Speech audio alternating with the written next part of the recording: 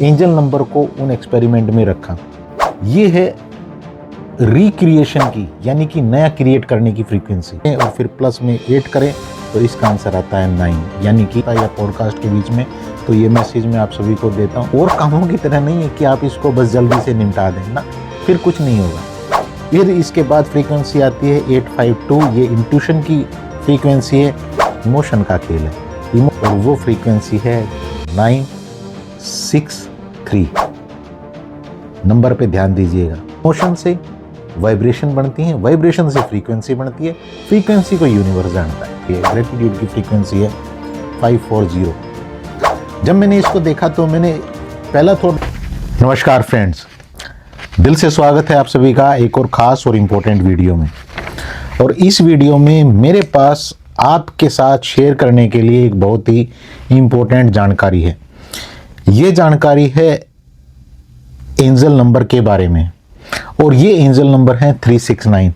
जल्दबाजी मत करिए, मैं जानता हूँ आप 369 के बारे में जानते हैं, लेकिन ये कहते हुए मैं आपसे माफ़ी भी मांगता हूँ कि 369 के बारे में आप वो नहीं जानते जो आपके पास जानकारी होनी चाहिए, जिससे आपकी लाइफ में रिजल्ट आने चाहिए। मैं आपके साथ ये तो शेयर नहीं करूंगा कि आपको 369 को किस तरह से लिखना है, क्योंकि ये आप ऑलरेडी जानते हैं कि आपको अपने विश को प्रेजेंट टेंस में लिखना होता है, और आपको 3 बार मॉर्निंग में लिखना होता है, 6 बार दोपहर में लिखना होता है, और 9 बार शाम को लिखना होता है। ये आप सभी जानते हैं, और आपने कभी ना कभी हो सकता है इसको ट्राई भी किया हो। मैं आपको वो चीज़ शेयर करने जा रहा हूँ इस वीडियो में, जिससे आप ये समझ पाएंगे कि इस टेक्निक ने आपके लिए, जब आपने इस टेक्निक को किया है तो इसने आपके लिए काम क्यों नहीं किया, और अगर आपने नहीं किया है तो ये आपकी लाइफ में फास्टली रिजल्ट कैसे ला सकती है। यहाँ इस बात को समझने के लिए मेरी इस बात को समझिएगा, जिसके साथ आप बिल्कुल मेरे बोलते ही आप एग्री होंगे, मैं जानता हूँ। हम जो भी फीलिंग जनरेट करते हैं उससे एक तरह की वाइब्रेशन फ्रीक्वेंसी जनरेट होती है, और यही फ्रीक्वेंसी यूनिवर्स समझता है। यूनिवर्स इसी भाषा को समझता है। भगवान, ईश्वर, जो भी आप उस शक्ति को नाम दें, वो इसी फ्रीक्वेंसी को समझता है। इसी फ्रीक्वेंसी के ऊपर मैंने कुछ एक चीज़ें नोट की हैं, ताकि मैं आपको वो चीज़ें शेयर कर सकूं, और आपको 369 का वो पहलू पता लग सके जो शायद आप नहीं जानते हो। पूरी वीडियो को ध्यान से देखिएगा, एक एक पॉइंट को समझने की कोशिश करिएगा। पहली यहाँ पे मैंने कुछ एक फ्रीक्वेंसी लिखी है, लगभग यहाँ पे 9 फ्रीक्वेंसी मैंने नोट की हैं। इनफैक्ट एक और है जो और बहुत बड़ी फ्रीक्वेंसी है, मैं उसका भी जिक्र आपके साथ यहाँ पे करूँगा। पहली फ्रीक्वेंसी है यहाँ पे 174 HZ, यानी हर्ट्ज।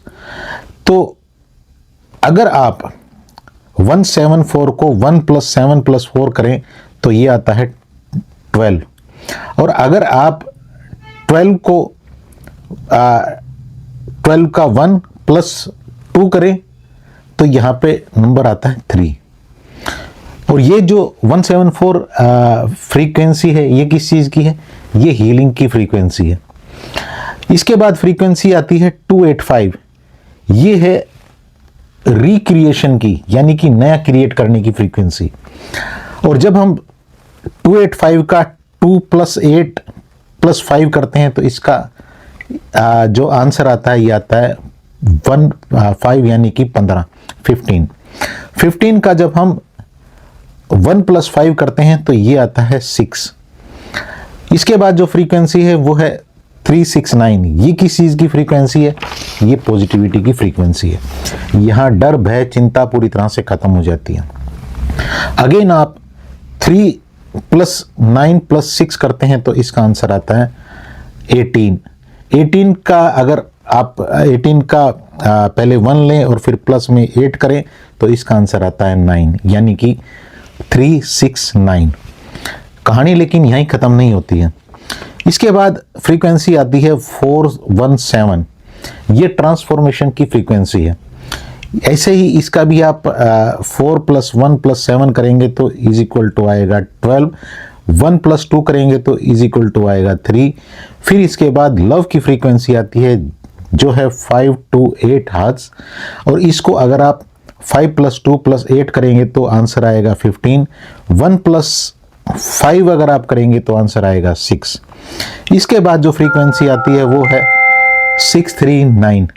ये मेरा ग्रेटिट्यूड अलार्म है। ये जब भी बजता है तो मैं एक फीलिंग जनरेट करता हूँ कि मैं उन सभी चीज़ों के लिए आभारी हूँ, ग्रेटफुल हूँ उस सुपर पावर का जिसने ये ब्लेसिंग मुझे दी है।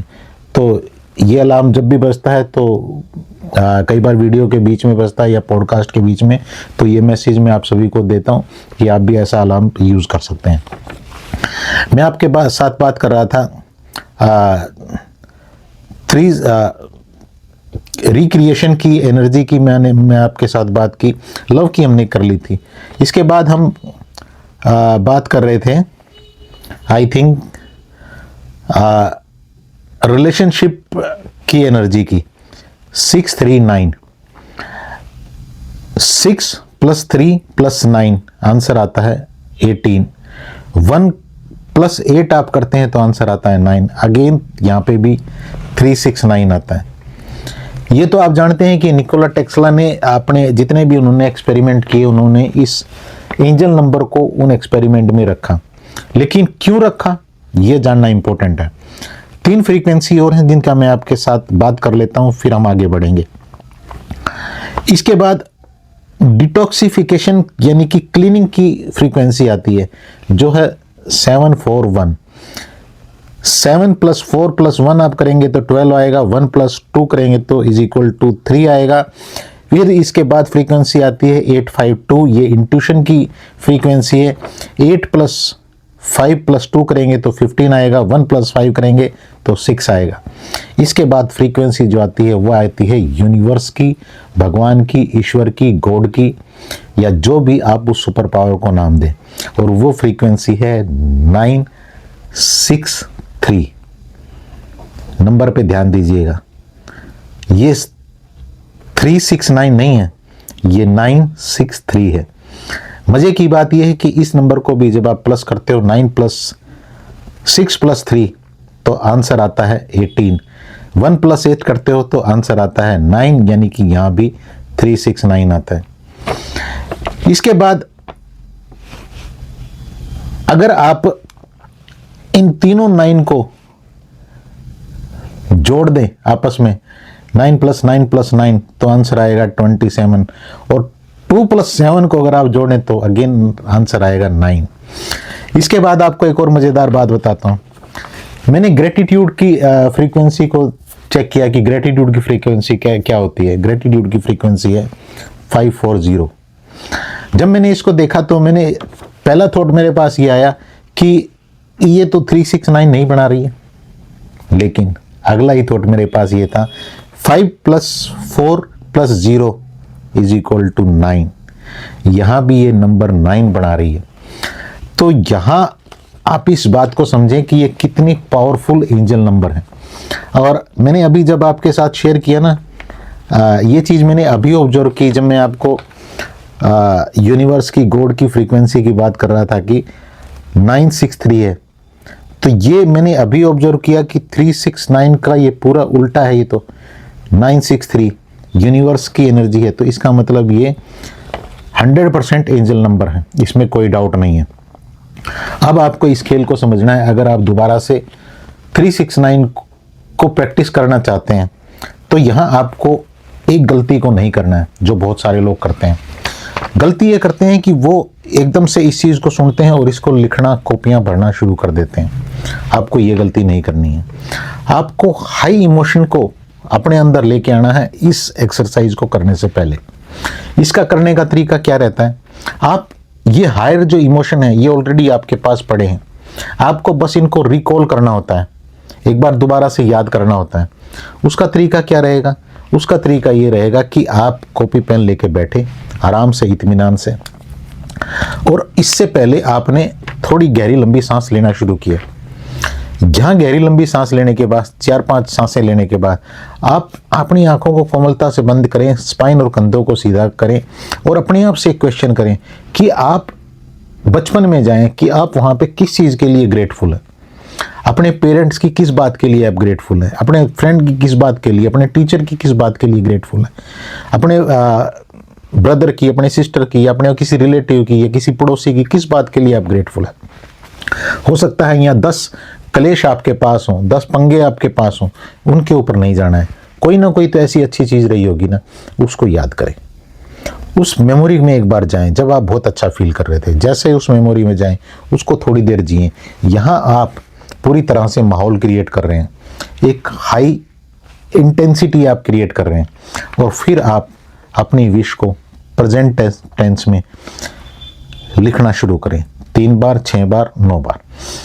यहाँ एक चीज़ और देखें, ये जो आप काम कर रहे हैं ना, ये खाना पूर्ति के लिए नहीं कर रहे हैं कि आपने फटाफट लिखना शुरू किया, ऐसे ही कोई इमोशन नहीं है और आपकी जो हैंड राइटिंग है वो भी अनाप शनाप आप उस पर लिखे जा रहे हैं ना। ये गलती मत करें, बिल्कुल इसको एक डिवाइन प्रोसेस मान के, मानो आप कोई ग्रंथ लिख रहे हैं और बहुत ही प्यार से पेन को पकड़ें और एक एक वर्ड को लिखते हुए बहुत उसमें इमोशन को जिएं। थोड़ा टाइम लगाएं इसके ऊपर। ये और कामों की तरह नहीं है कि आप इसको बस जल्दी से निपटा दें ना, फिर कुछ नहीं होगा। इमोशन का खेल है, इमोशन से वाइब्रेशन बनती है, वाइब्रेशन से फ्रीक्वेंसी बनती है, फ्रीक्वेंसी को यूनिवर्स जानता है। वो किसी लैंग्वेज को नहीं समझता, वो उस फ्रीक्वेंसी को समझता है कि आप किस फ्रीक्वेंसी को तोड़ते हुए किस फ्रीक्वेंसी पे जा रहे हो, और फिर आपके लिए जो आपने लिखा है वो सच होने लगता है। इस पॉइंट को समझिएगा। और ग्रेटिट्यूड की जहाँ तक फ्रीक्वेंसी की बात है, तो ये शायद डायरेक्ट आपको वहाँ पहुँचा सकती है जहाँ पहुँचना चाहते हैं। इसलिए जब हम कोई अफर्मेशन 369 में लिखते हैं तो हम कुछ इस तरह से लिखते हैं, I am so happy and grateful. तो आप इस चीज़ को भी समझ सकते हैं, ऐड ऑन कर सकते हैं और अपनी लाइफ में फ़ायदे जोड़िए। हमेशा मेरी यही प्रार्थना उस सुपर पावर से है, आप सभी के लिए भी और मेरी खुद के लिए भी। Thank you so much.